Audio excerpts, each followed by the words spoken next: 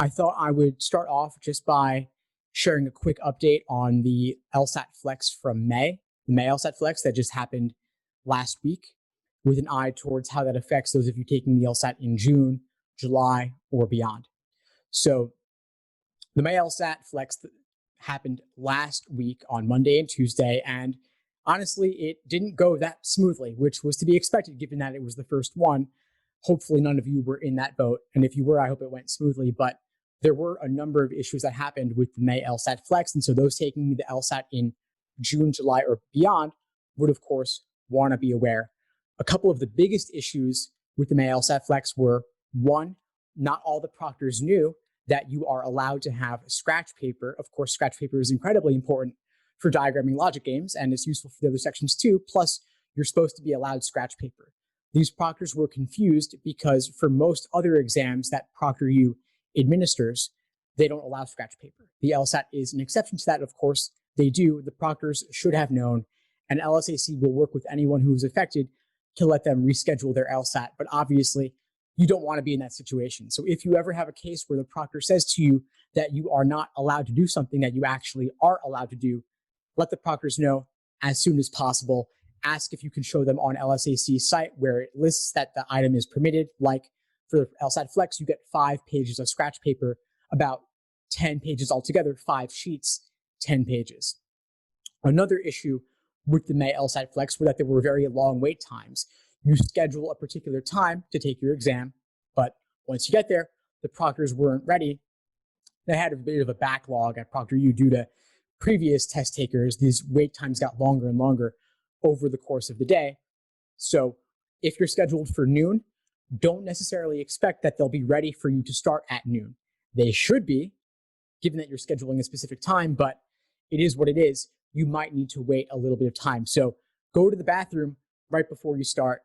If they're having you wait, you could still go to the bathroom, and definitely don't log out. If you log out while you're waiting for a proctor, then you lose your place in line, and that could delay you much, much further. Biggest thing for those of you taking the LSAT Flex anytime in the foreseeable future, if you already have the same device that you'll be using for test day, you can actually test out your system early beforehand to get any potential issues addressed. There's actually a website on ProctorU's site, a subdomain there, where you can test out your system. And you could test it out just on your own, but you could even test it out and connect with a live rep and chat with them, and they can take over your computer to adjust the settings appropriately. It's at testitout.proctoru.com, test it out with hyphens. I've put the link in the chat here. Those taking the June LSAT, check that out now. If you're taking July, you could also check it out now. It's available 24/7. You can go on there, meet with a proctor, and they will, or a tech support person, and they will adjust your computer settings so that on test day, you are ready to go. And this is one of those little known things that top scorers do. They are obsessive about noticing all the little details that could derail you on test day, and they plan for those, getting those taken care of beforehand. And I'm getting ahead of myself. I will get into those 10 little known ways, but this one was especially timely given LSAT Flex. I thought I would get into that a little bit. A couple other questions I get a lot related to LSAT Flex are cheating and scoring, and is it harder or is it easier? So I'll knock those out quickly, then we'll get into the meat of the session tonight. So LSAT Flex cheating, is it possible? I'd say not really. They're monitoring you with a webcam and a microphone. They're recording everything for later. They're even tracking your eye movements with AI. And so anything suspicious, they flag it, they can look at it later.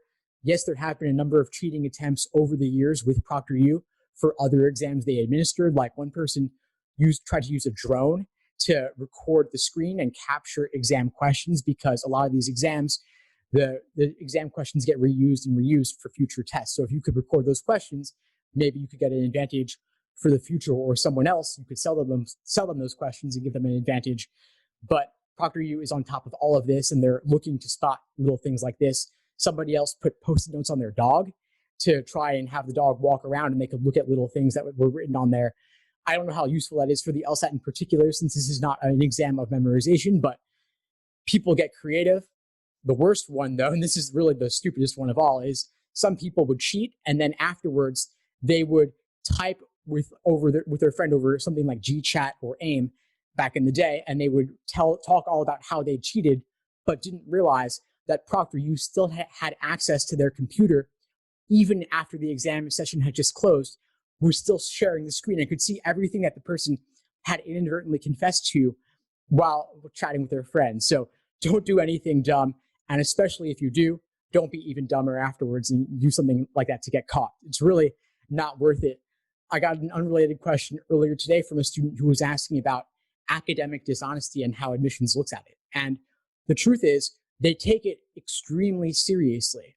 They would probably take an offense related to underage drinking much less seriously than academic dishonesty. Academic dishonesty is much more important to them because when you are a lawyer, you are admitted to the bar, you are an officer of the court, and ethical issues are to be taken extremely seriously. And so anything related to academic dishonesty, whether it's plagiarism on a paper in college or cheating on an exam, they take that extremely seriously. And it would definitely raise some concerns for them about what might you do in law school if you're feeling stressed out?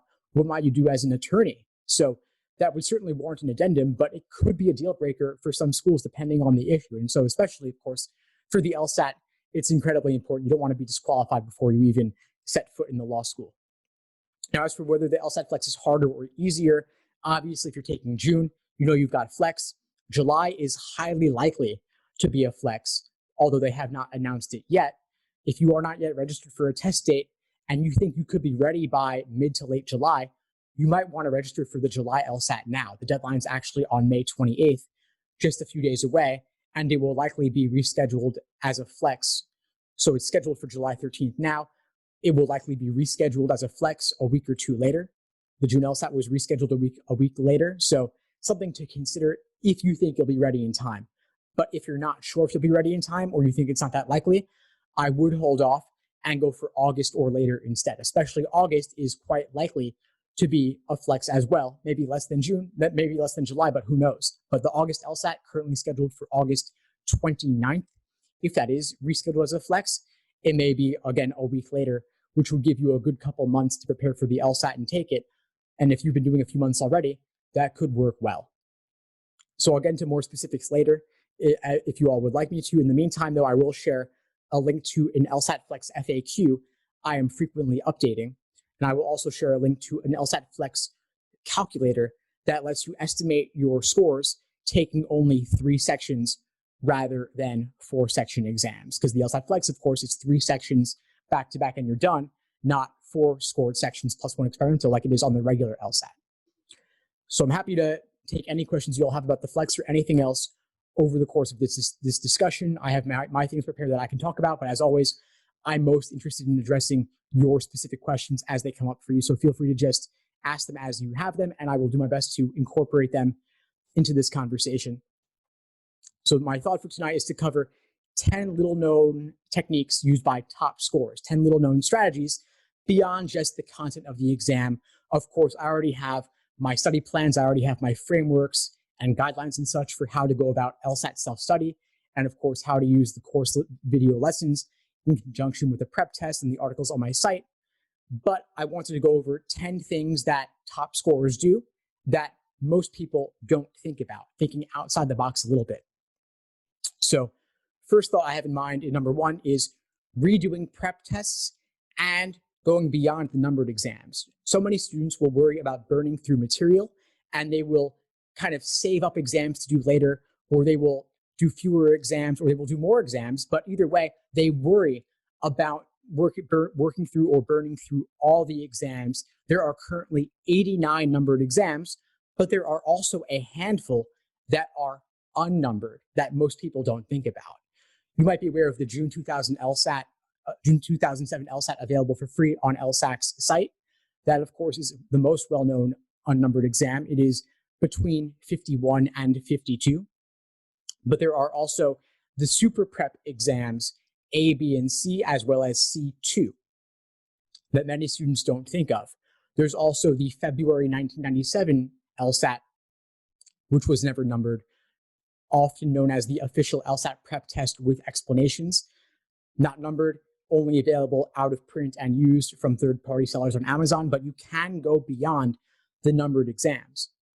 regardless, it's incredibly important that you recognize that the value in doing the exams is not simply to measure yourself. It's to review and learn from your mistakes to avoid making them again in the future. So if you get totally obsessed with this exam, which you should if you want a top score, that requires getting your hands on every single LSAT ever released, or at least the majority of them, and then going beyond hunting on Amazon for the third-party seller exams, where you can get more and more of them that are unnumbered and out of print, not that most people don't ever get to. So I'm putting a link in the chat here to the LSAT prep test list of every exam ever released. If you have more time on your hands than most, if you're not taking it in the next couple months, you may want to dig down and find those unreleased exams or those out of print exams. It's useful to redo these exams, not just about measuring yourself. Number 2 is reviewing in depth using what I call the Socratic review method. So the default option that most students take is what I call the obsessive practice exam narrative, where you take exam after exam after exam, you measure your results, you're happy, you're sad about them, and you move on. That's what I did, and that's where I started. Back when I was studying for this exam back in 2005, I took an exam and I got a 152.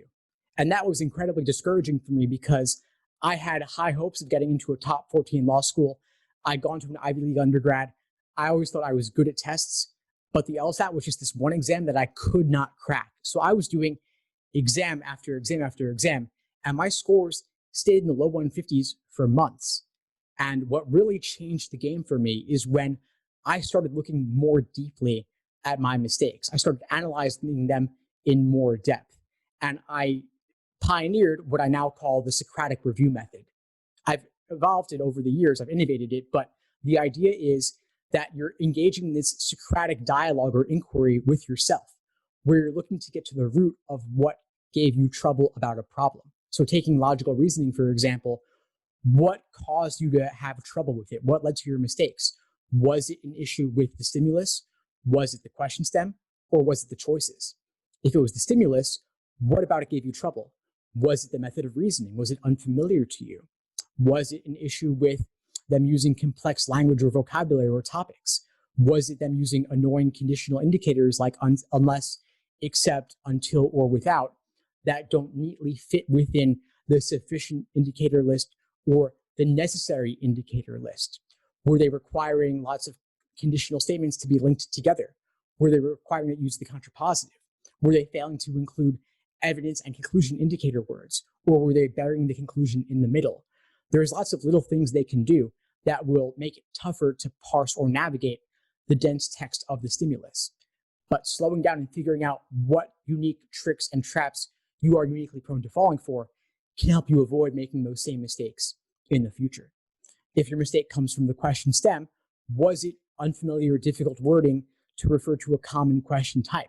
You'll see oftentimes in exams in the 50s, 60s, and up, they refer to flaw questions using unique phrases. They're not simply saying flaw. They're not simply saying vulnerable to criticism. They're breaking out their thesaurus and using less conventional ways to refer to common question types. So figuring out what's giving you trouble there can often pave the way. And finally, the answer choices. You want to look at what was tempting about the wrong answer that made you pick it, and what ultimately makes it wrong, and what was discouraging about the right answer that pushed you away from it, that made it seem unappealing, and what makes it correct in the end. This takes time. It takes a lot of time, and it's not always fun to harp and focus on your mistakes. It's much easier to just take another exam and measure yourself, score it, see your number, track it, and move on to the next exam. I would rather you do fewer exams and review them in more depth, because that's how you learn from your mistakes and avoid making them again going forward. This exam is a test of pattern recognition. And part of the pattern is figuring out what those methods of reasoning are, but the patterns also extend to the tricks that LSAC uses in constructing really tempting wrong answers and really discouraging right answers. And so this process, you have to go beyond just looking at the correct answer, saying, oh, how could I have been so dumb, and moving on. What you really want to do is actually write this out, articulate it, talk it out. And you could also meet with a friend or a coach or a tutor or a study buddy or a study group, but talking it out with somebody, or at least writing it out, is a good way to force yourself to make sure that you really are getting to the root of your problems so that you can avoid making the same mistakes going forward. And students don't spend enough time on this, but I would want you to spend ideally at least 3 hours reviewing your results from one exam. Because if you think about it, let's say you got 15 questions wrong. You might have also had difficulty with another 10 to 15 questions, but guessed and got them right. So that could be 25, 30 questions or more that you've got to review. And if you were only spending 2 minutes per question on 30 questions, that's 1 hour of review. But 2 minutes a question, that's barely more time than you have on exam day itself under timed conditions. And as we know, the exam is very strictly timed. So it's worth spending at least 5 minutes or 10 minutes reviewing a single question. And that could be writing it out, talking it out, watching a video explanation, reading a written explanation to really get to the root of what your problem was. And you can read or watch explanations from multiple sources. Obviously, I have my written explanations, I have my video explanations, but there are also other ones out there too. If you just Google the question, you may get new insights into how other people are explaining things. I wouldn't use them as a crutch either, though. I would start by looking at your own thought process first and talking it out first or writing it out first and really struggling with the question on your own. But if it would serve you to look at other sources or my sources, by all means, go ahead. Number 3, logic games. Looking at less common types that actually come up quite a bit because you have ordering games, grouping games, combination games. If you've looked at games at all, you're probably aware of those. But there are also weird curveball games that come up a lot. Almost every exam these days has some sort of logic game that does not fit the mold. And top scorers obsess about the exam enough that they actually go out and do all the weird games specifically, even though they're tougher, even though it may not be as fun, because you're not going to get as many of them right, because by definition, they are unusual in some way. And so simply copying the way others do games, like putting out slots for an ordering game or drawing a T-chart for a grouping game, that won't necessarily work for a weird curveball game. Those, by definition, what they have in common is that they are unique. So what works on one may not apply to another. What you've got to do is simply recognize that you could be thrown a curveball, but the same general principles will apply as with all games, like making inferences or holding a general rule in your head and applying it consistently over the course of the game. So I have a list of weird curveball games that I will send you here in the chat so you can practice this game type specifically. Of course, this is to do only after you've really mastered the regular games like ordering and grouping and combinations of those. But if you want to go next level, it's worth actually practicing weird games as a category in and of themselves. The other link I've put for you is about rule substitution questions, because these are a type I get asked about all the time, and they're actually easier than many other logic games questions. They only seem weird because they didn't appear until exam 57, which was in 2009, and because you only see them approximately once per exam. And so they appear with just enough frequency to annoy you, but they're still infrequent enough that you may not develop a rhythm or a groove in terms of solving them. And so the way around this is to actually isolate them, divide and conquer, so to speak. So I put together a list of every single rule substitution question that has ever appeared, starting with exam 57 up to present. And you'll notice if you click that link, I actually even included exam C2 from the SuperPrep 2 book because I went to all the unnumbered exams as well. I dig deep to find out all the questions that could possibly be relevant to your prep. And you may not need SuperPrep 2 in general because there are enough other exams out there. But if you want to practice rule substitution questions in particular, there are only about 30 of them, give or take, ever. But 30 is enough to drill and practice and master. So practice those as a category by doing the initial setup for the game, making all the inferences, making your diagram, and then skip all the questions and just go directly to the rule substitution question in particular. Do that one question because you'll see it's like setting up a game. It's like making a main diagram and making related inferences and seeing, is this equivalent or not? Does it lead to similar results or really identical results? Does it lead to a similar looking main diagram that leads to all the same inferences and is no more restrictive and no less restrictive than the original? That link has more guidance on strategies, but I wanted to highlight for you the importance of drilling these as a category because they show up so consistently. This is one little thing, but enough little things added together actually have a big impact. And it is highly likely that you will see one of these on your exam. With regard to logical reasoning, it's typical to do logical reasoning questions by question stem type, in part because it's easy to categorize that way, and also because it's important to know exactly what they are asking you to do. What is the task at hand? Like strengthen is obviously asking for something very different than must be true. But at the same time, it's not always just about the question stem type. It's also about the method of reasoning in the stimulus. But nobody ever categorizes by method of reasoning because it would require too much analysis and too much depth, and there might also be too many categories for this to even become useful. You could think about causal versus conditional versus fact sets, and maybe you could, defining them broadly, fit everything within one of those three categories. But that would be of limited usefulness. Instead, what I want you to do is simply think about logical reasoning from the perspective of the stimulus rather than only by the question stem. So in addition, think about the method of reasoning as you analyze questions. So for example, if we have an argument saying that we should eat at X restaurant because it has 5 stars on Yelp, we could strengthen that by strengthening the importance of reviews or the validity of reviews. We could weaken it by problematizing the reviews or saying the reviews aren't that relevant. We could also evaluate the argument by asking ourselves what would make reviews more or less reliable. Or we could set up a parallel argument, not about restaurants and reviews in particular, but about popular opinion and what movie we should watch.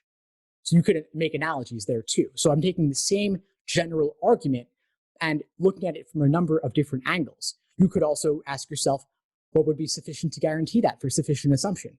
What would be an underlying necessary assumption? What would be a potential flaw with that argument? So even without the choices, we can look at the argument from many different perspectives, and that's a higher level, or at least meta way to think about these questions aside from the question stem type. And that's important because after a certain point, once you've built the foundation, it's no longer about simply question stem type. Instead, you're getting questions wrong simply because they're hard.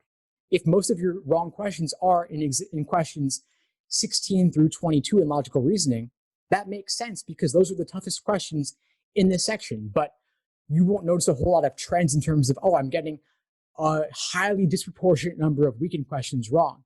You may simply get these wrong because they're tougher difficulty level. Logical reasoning questions, as well as all questions really on the LSAT, are rated on a difficulty scale of 1 to 5, 1 being easy, 5 being hard. And you'll see this in the SuperPrep book from LSAC.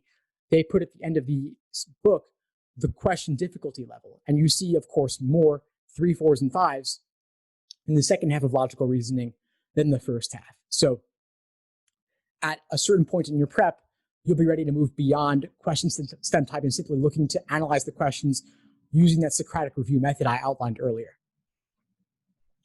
Now moving on to reading comprehension, a couple things. I noticed that lower scorers tend to take a lot of notes and higher scorers take few notes or none at all. And notes have never been less useful because of the digital LSAT and now the LSAT Flex. You cannot write on the screen. You cannot take notes on the screen with your stylus. Instead, you're doing notes on scratch paper to the side. And again, for Flex, you get 5 pages, 5 sheets. For the digital on tablet, you get 12 to 14 pages. So notes, you can make them and you have plenty of space to do so, but they won't be on the passage itself. Also, the Flex and the digital LSAT have highlighting and underlining tools, but they don't work that well. They're clunky, they're imprecise. What you try to select will be off a little bit. It won't cover exactly what you wanted. So I wouldn't rely on that.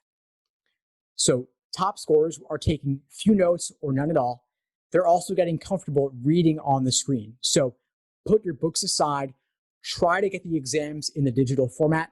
You can get them quite easily from LSAC as part of what's called Official LSAT Prep Plus, aka Law Hub, at lawhub.lsac.org.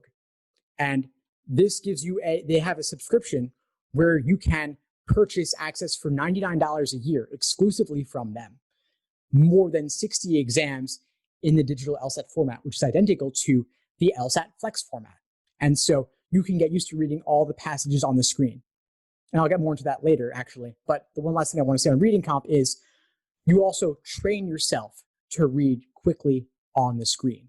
And there are a couple of sites for this. One of them is spreeder.com. I've typed that link there. And this lets you copy paste in text and display it to yourself at different reading speeds. And my reading comp masterclass goes into this more, where I'm actually displaying it and showing you how you can display text at 300 words a minute, 400 words a minute, whatever you want, and increase the speed on yourself over time to get faster as you get more comfortable. But that's a good way to get used to reading dense text on screen, because on test day, that's what you're going to be doing. Now, as for number 6, I wanted to cover official LSAT Prep Plus. Top scores are simulating in the exact same format as test day. So you're not treating them all the same. You're not doing some questions on your phone, others out of a book, others out of a pamphlet, others out of a PDF. You're doing it the same way you'll do it on test day. And before I was saying PDFs were fine, or even books were fine, but now that we've got digital LSAT, you might as well do it the same way you'll do it on test day. And your access is good for 1 year from LSAC. So assuming you're taking the LSAT in the next year, you might as well just get it now. If you're not quite ready yet, though, you could get 2 of them in that format for free inside your lsac.org account. They are currently making available 71 and 73 for free, which were from about 2014 or so, still perfectly recent, still perfectly relevant. And then when you're ready to level up your exam prep, you would then purchase the access to get most of them. But you want to be simulating test day down to every single little detail. That includes the format of the exam. That includes the timing. So once you're ready for timed exams, you're doing those 3 sections back to back, no break, and you're done for the flex. For the regular, the 5-section exam, you're doing 3 sections back to back, no break, then a short 10-minute break, then 2 more sections back to back. But you are mimicking everything as precisely as you can. For those taking the June LSAT or the July LSAT, both of which are likely to be a flex, June is definitely, of course, I would be practicing for flex, while for July still considering the possibility of regular. But assuming that you're home anyway, you might as well do it at the same desk. You'll do the actual thing. For flex practice on the same computer, the same device, you'll do the actual thing. And you're even simulating the warm-up. So especially for flex, since all questions are weighted the same and it's only 3 sections, you want to be ready to go since you know every question counts. So before you start your timed exam, you're doing a favorite game, a favorite passage, a favorite couple logical reasoning questions. You're doing those right before you hit start so that you're warmed up and ready to go, because there's no room to get warmed up on test day, given that nothing is experimental and everything counts for real. Number 7, mindfulness meditation to reduce stress and anxiety. I feel like I've said this so much that it's become almost cliche now, but it actually really does make a difference to focus your mind, to train your mind to not wander during the exam. It's too easy to spiral into depression or anxiety when you screw something up or you flag something because you can't get it in the moment. But it's important to recognize that that's natural, that's okay. The LSAT is hard. And sometimes you will encounter a question that you're not sure of. And so recognizing that you're getting bogged down, recognizing that you're not making headway is mindful in a sense. And it requires taking a step back, zooming out, and recognizing that while the LSAT as a whole is incredibly important, no one particular question will make or break you, and no one particular exam day will make or break you. You could always retake. Law schools do not average multiple scores. They only take the highest. And personally, I'll flag questions too. I'll typically flag at least 3 or 4 questions in one logical reasoning section. And I'll flag them, I'll skip them, I'll come back to them later. The digital LSAT makes it, and Flex make it really easy to flag questions and see at a glance what you've done, what you haven't. But I'll flag the tough ones and come back to them because I don't want to deal in the moment. It's just too hard. I'm getting bogged down, not making headway. But with a fresh look coming back later, I might have a new perspective or have at least more time to hammer away, knowing that I've already knocked out everything else. So mindfulness, even just 5 minutes a day, could have an enormous impact over time, even over the next 2 to 3 weeks for the June LSAT, even over the course of a month and a half for the July LSAT and beyond. 3 to 5 minutes a day would make a huge difference over time if you started now. So 5 minutes, just focusing on your breath could be enough, or you could use guided meditations or apps like Calm and Headspace and Waking Up, all incredibly useful. A lot of them are free. I highly recommend checking those out. Number 8, sleep, diet, and exercise. Those are too often neglected, but they're actually really important parts of being at your fullest capacity at 110%, ready to go on test day. And especially if you're at home under quarantine, your schedule might be disrupted. Previous habits like exercise or even a proper sleep schedule may have gone out the window. Try to be as consistent as possible, ideally waking up early if you can, but also trusting that you know best what works for you. But at least consistency makes a huge difference. Getting enough sleep makes a huge difference.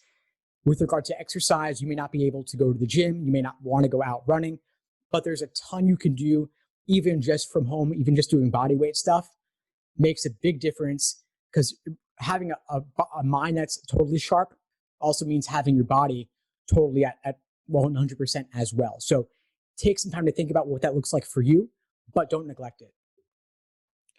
Number 9 is about being obsessed with this exam and learning everything you possibly can about it. And part of that is getting all the exams you possibly can. Part of that involves reviewing in depth. Part of that involves simulating test day to every single little detail, like I said, but it also involves learning everything you can about the exam, how it's constructed, the minds of the people who created it. And there are a few resources for that. One of them is the SuperPrep book, also the handbook from LSAC. Those are both actual physical books on Amazon. And SuperPrep includes exams, but it also includes LSAC's articulation of how they think about each section of the exam. Obviously, it's worded in a complex way. It is, after all, the test writers. They don't talk or write like ordinary people. They write with a certain degree of precision, with advanced vocabulary, but it's good to see how they think about this exam, even if their logic games, diagramming techniques aren't the cleanest or smoothest. But to get their perspective is extremely useful because they talk in a way that nobody else does. Another source of information about this would be my interviews with a former LSAT question writer. I actually became friends with a guy who used to write actual official LSAT questions, and I've done some written interviews with him on the LSAT blog. I've also done a couple of video discussions with him on the LSAT Unplugged YouTube channel and podcast, where we discussed the digital LSAT, LSAT versus GRE, what goes into training LSAT question writers, how the questions are constructed, what that whole process is like. Extremely important to see that mindset that he has, what he brings to the process, how he lays traps for students, what he thinks makes a difficult question. Obviously, if you're aiming for the 150s or 160s, you don't need to know this, but it's nice to have. And for the 170s, I really believe that getting inside the minds of the test makers and seeing the exam from their perspective is incredibly important. So these are some unique resources I put together in conjunction with Dr. Stephen Harris, because I thought it was really important to see for your benefit, what goes into making this exam. And I was curious as well, honestly. So check those out. Just search the YouTube channel, search the blog. If you can't find it, email me and I'll send you the links. Finally, number 10, and this is kind of unique to LSAT Flex in particular, choosing your exam time of day. One cool thing about the LSAT Flex is that you have a lot more flexibility regarding when you take the exam. So you can play to your strengths. If you're a morning person, you could take it at 9 a.m. If you're a night owl, you could do it at 7 p.m. or anytime within that entire range. And then for regular LSATs in person, you could choose a morning test date or an afternoon test date. Most of them are in the morning at 9 a.m., but there are a handful that are at 1 p.m. for the in-person. So assuming there is an in-person exam in the near future, you would opt for that. But for the Flex, you could choose any time between 9 a.m. and 7 p.m. Eastern time. And those of you on the West Coast, you might do 6 a.m. if you want, or you could do down to 4 p.m. But those are some options there. One little hack I'll share with you for LSAT Flex scheduling is that for both the May and June LSAT Flex test administrations, you could actually schedule your time before ProctorU and LSAC announced that you could. This was kind of cool. You could get the jump on everybody else and choose your preferred time. The way to do this is that on the day of scheduling, the day that scheduling opens, before receiving the email from LSAC about logging in and scheduling, you can go on to ProctorU's site with the login that they had previously created for you without telling you. You log in with your LSAC account email address and then you reset the password on that account. So you go to reset password, forgot password, you activate it for your LSAC email address, and they will let you reset it and log in sometime several hours before the actual scheduling is announced. So you can go in there and choose your preferred time and your preferred day. And I typically would not choose to be the first one that day because there might be some issues potentially, especially for the LSAT Flex there were. But you may also not want to choose the last time that day because there could be a backlog with longer proctor wait times. So some things to think about there, but regardless, scheduling early, hey, if you can, why not? Now I've got a number 11 here as a bonus. LSAC has become a lot more liberal in recent years with granting accommodations for things like extra time. There have been a number of lawsuits around this because they were too strict in failing to grant those accommodations to those who really needed them. And so since then, they've become much more liberal. If you can provide the appropriate documentation, you can get extra time on the LSAT. You could get time and a half, you could get double time, and obviously on an exam as strictly timed as the LSAT, every minute counts. And if you have difficulty focusing, you have issues with ADHD or ADD, you could get a doctor's note, get an evaluation, and apply to LSAC for extra time, and you'd be likely to get it if you get that confirmation from the doctor. And obviously makes a huge difference if you were previously struggling to finish the sections in 35 minutes. With time and a half, you get 53 minutes per section. Obviously, this is not something to abuse, but if you think you might qualify, it's worth exploring the option because law schools will never know that you got extra time. It is not noted on your score report, in part due to one of these lawsuits. They are not able to notate that at all. Law schools will treat them the same. They won't even know themselves. And so that can make a huge difference for you on an exam as quickly timed as the LSAT. So that's what I had planned for tonight. I saw a couple questions in the chat that I will get to, but please feel free to ask more. I'm happy to address them as I can. So Judy was asking about the August LSAT Flex. How long is it likely for the August LSAT to be pushed back? Well, for the June LSAT, it was initially going to be June 8th, and they pushed it back about 1 week. The June LSAT Flex is June 14th and June 15th primarily. So they pushed it back about a week. So I would expect, if it's similar, that the July LSAT scheduled for July 13th might be rescheduled the week of July 20th. The August LSAT is scheduled for August 29th. Maybe they'll push that back for early September. Or if they decide far enough in advance, maybe they'll schedule the exact same week, the exact same day. Who knows?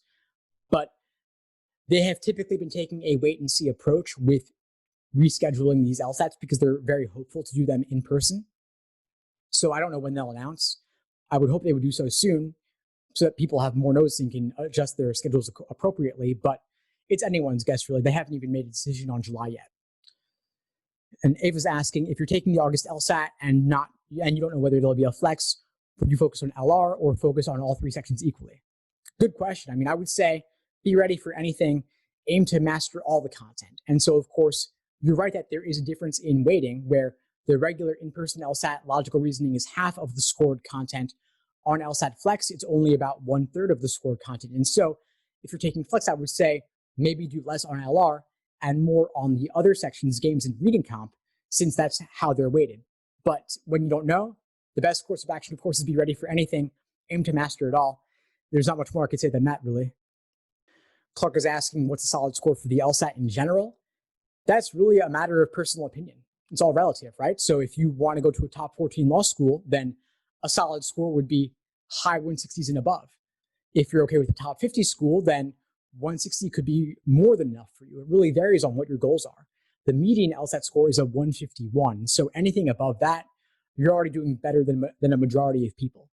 But if you want significant scholarship money or to get into a top school, you probably want somewhere in the 160s at least. But it'll vary based on the medians of the schools that you're looking at.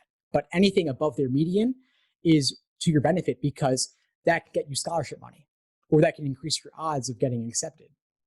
And scholarship money is the easiest money you'll ever make. Just a few points more on the LSAT gets you $5,000, $10,000, admission to a better school. The ROI on that over the course of your entire career is enormous. I can't overstate it enough, really. It's so important that you put in time for your LSAT prep because your GPA is fairly fixed at this point, most likely, but your LSAT score, you could earn it in one day and make all the difference for your admissions chances. And obviously, you're not studying for it in one day. You're doing at least 2 to 3 months, preferably 5 to 6 months in order to reach your fullest potential, but it's worth it. Even just a few points more makes a huge difference, and that's why I advocate retaking. I don't think anybody should apply to law school taking the LSAT only once, because through luck alone, you could do a few points better. And law schools don't average multiple scores. They only take the highest. And so if you're aiming for, let's say, the October LSAT, you might as well take the November as well and still apply early enough in the cycle. You would. And through luck alone, you do 2 to 3 points better. Awesome. You do worse, no big deal. They only take the highest. But all you've got to do between October and November is stay fresh on the LSAT for another month. Maybe do a timed exam or 2 per week. And if you improve your understanding on top of staying fresh, you could do even better. And most people, on average, only improve a couple of points on the LSAT, but 2-3 points is actually a lot. Value of 1 point on the LSAT could be $5,000 if you look at it from the perspective of scholarship money or getting into a better ranked school with better employment outcomes. Again, easiest money you'll ever make. Snay is asking, could you take the July LSAT and still apply for fall 2020? Yeah, you could, potentially. I don't see why not. It depends on the school, whether they are still taking applications or not. It'll vary from school to school, but many schools have extended their deadlines more and more to see who else will come along, especially during this pandemic that we're in. A lot of folks are holding off on going to law school. And so schools will dig deeper into their pool of applicants. They will open up later and later applications. And really, why not? I've never understood why deadlines were so early for law school admissions. For business school, they're not. And if you're not starting until the fall anyway, why not take people in August off the wait list if it makes sense from the school's perspective? So I would say look at the individual schools and see what your options are, but also look carefully at what your scholarship opportunities are as well, because it's not something to take lightly. And if you could get more scholarship money or get into a better school by waiting a year, you might not want to do it in the short term, but it could make sense from the long-term perspective. So I would evaluate offers from them very carefully and remember that you are a hot commodity. They need you more than you need them, especially with all the ambiguity about whether law school will be online this fall or with extreme social distancing, but tuitions are still pretty high. So a lot of folks may not want to start law school under those conditions. You might not mind, it might work for you. You might want to do online, but it's obviously very different 1L experience for a fairly similar price. And so I would look very carefully at what your options are if you're going to start this fall and see if they're offering you enough money in scholarships or if you're going to a well enough ranked school, and consider negotiating. I would always negotiate, but consider what your other options are, whether it's waiting a year or going to a different school. Leia is asking, how many times is too much for taking the LSAT? So is there a number of retakes that's too many or a number of takes that's too many? Yeah, there is. I'd say that anything more than 4 takes is a little bit much. 3 to 4 is totally fine. 5 or 6 starts to look like you might not be choosing to take the LSAT when you're fully ready or exercising the right judgment about that. But if that's your situation, you could still be okay. Just write an addendum explaining why you took it so many times, especially with the digital LSAT last year, the Flex this year as well. They are understanding that there were some format issues with all the changes that may not have worked for you or being confusing, or proctoring may not have been so smooth, of course. And so they will understand, just write an addendum. And the way to avoid being in that situation is really make sure you're only taking it when you feel reasonably confident that you're going to get the result that you want. And so if that requires postponing or withdrawing your registration, do it. If you postpone or withdraw, law schools will never even know that you were registered for that particular test date. But it is what it is. If you already took it 5 or 6 times, just write an addendum. Ultimately, though, what they want is the score. They want the highest score. So I would retake if you have not yet gotten a score that you want to apply with. It's better to take it one more time and get a higher score than to worry about having too many takes on record and applying with a lower score. Mishan's asking, have I ever heard of getting a waiver from LSAC for an under the desk footrest? That's a good question. I have not heard about that. Of course, I assume that you're referring to taking the LSAT Flex online from home. And I would ask LSAC about that. I would ask them if they are okay with the footrest. I know that they say nothing under your desk, but maybe they could make an exception for that one. And then for taking it in person, I'm not sure if they would let you bring a footrest. I would say probably not because of cheating concerns somehow, but I would contact them and ask. I can't say much more than that. Noah's asking about the best date to take the LSAT for applying for fall 2021 admissions. The best date, Noah, is whenever you're ready. So if that requires delaying it, delay it. But you could take August or October or November, or even this July if you'll be ready in time, and still apply fairly early in the cycle. Anything this calendar year to start law school next calendar year is perfectly early. And even taking the LSAT in January or February isn't as late as it was in the past. It's still preferable to take it earlier if you can, but better to take the LSAT later and apply later with a higher score than to take it earlier when you're not as ready just to apply sooner. So in other words, a 163 in November is better than a 161 in October, and a 165 in January is better than a 163 in November. So take it later if that's what is required to get a higher score. Another question on how many practice tests is roughly a good number before taking the actual? Great question. So I would recommend taking at least 10 full-length timed exams before test day, ideally. 10 dry run-throughs. And for the flex, that's pretty easy because it's 3 sections, not 5. Relatively easier to complete 10 of those than 10 5-section exams. But either way, I would aim to do at least 10. If you're taking the LSAT in 2.5 weeks for June, don't try to necessarily fit in all 10. You could do 5 and that would be enough. But if you're taking the LSAT in at least a month or 2 from now, 10 is doable, doing maybe two or three a week on average. I'd say more likely to do 2 a week 5-section exams, and then maybe 3 a week 3-section exams, because 3-section exams are less taxing than 5-section exams are. But I would aim to do at least 10 so that it really becomes like second nature to you, that becomes rote to do an exam and dealing with the endurance and the pacing, and then of course reviewing it afterwards. I would never do more than 3 exams in a week though, because you don't want to burn out, and you also wouldn't have enough time to review them in sufficient depth. But 2 to 3 a week, totally fine. My rule for this is maximum 3 exams per week and minimum 3 hours reviewing each exam. And you're simulating these as fully as possible, meaning strict timing, no breaks, you're not getting up for the bathroom unless it's on the clock. And for the flex, you're not even allowed to get up to go to the bathroom. There are some proctors who have not enforced that rule strictly, but you never know what you're going to get. So I would prepare for the flex that you're not getting up at all, period. You're not leaving the field of view of the camera at all, period. Obviously, for extra time situations, they make exceptions there, but for the regular 35-minute section exam, you're not getting up at all, period, for the flex. A follow-up about the flex here.